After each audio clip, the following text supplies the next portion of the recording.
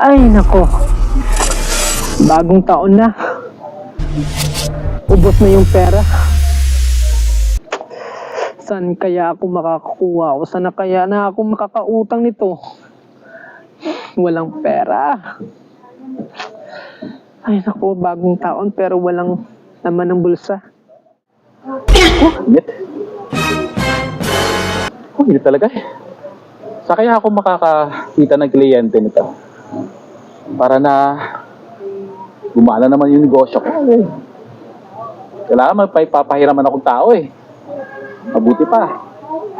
Hanap tayo ng kliyente.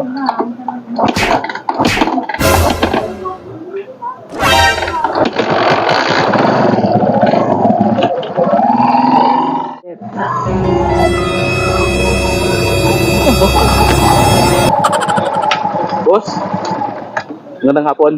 Magandang hapon, sir. Okay, parking ko lang yung motor ko ah. Okay.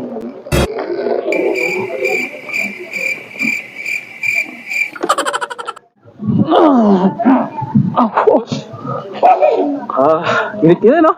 Oh, sir. Naghanap kasi ako boss ng ng taong papiramin ko ng pera. Kasi ako ning 5'6". Oo. So, nakita ka dito kanina, nakaupo. Then, sabi ko, baka ikaw yung potential. Ako talaga, boss. 30% nga lang yung interest kada buwan. So, kung mababayaran mo ako at magka-transaction tayo ngayon, sigurado na yan.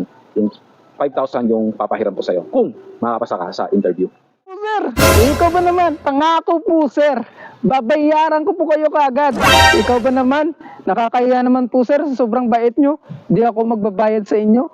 Hayaan nyo, sir. Pangako talaga. Hindi boss, ganito yan eh. Alamin muna namin kung ano yung source of income mo. Tapos, doon mo nalaman kung kwalipikado ka. Tatagal yun ng 1 linggo. Naman, sir. Ang tagal naman yun, sir. 1 linggo. Eh, sa iba nga, sir. 1 araw lang o ilang minuto lang upload na kaagad. Huwag kayong mag-alala, sir. Sa akin naman po, sir, 1 araw, 3 araw, bayad na po ako. Sir, parang awa nyo na, sir. Sir, yung asawa ko, sir, buntis.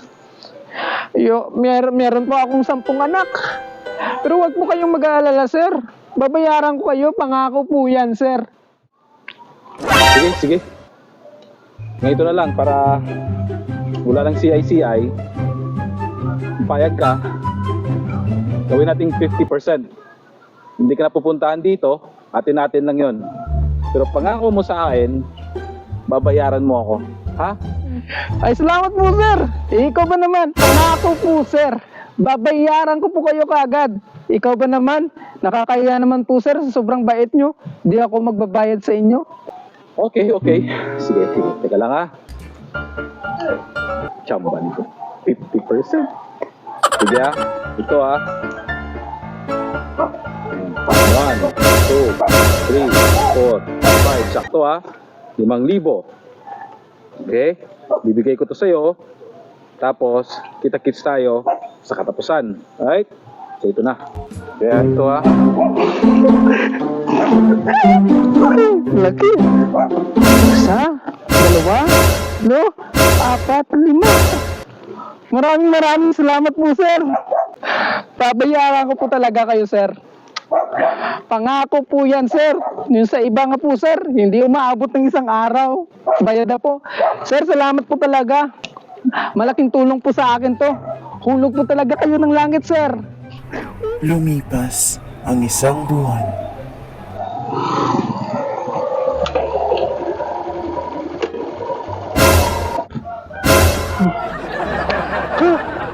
Siya ba yun? Ano? Nakalimutan ko. 1 buwan na pala. Boss!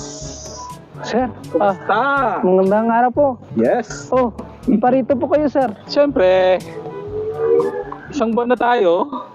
Ito na yung panahon na kailangan ko ng mangolekta sa inutang mo na 5,000 pesos. Ang bilis naman po, sir, ah. Nakalista oh. Bagong taon. Sabi ko sa'yo, pupunta ako dito. Sir, Bakit? Usapan tayo, di ba? pasensya sir. Nakalimutan ko po eh.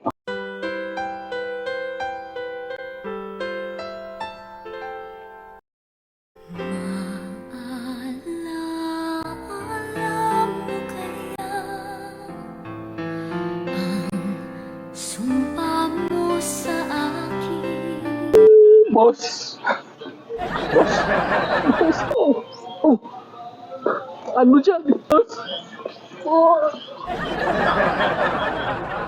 Paalala, hindi bawal ang mangutang.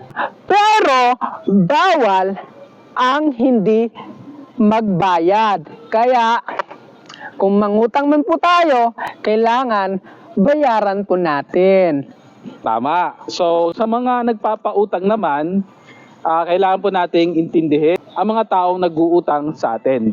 At kailangan din nating isipin kung ano yung pwede nating maitulong sa kanila. So, ganun lang po at maraming salamat sa inyo.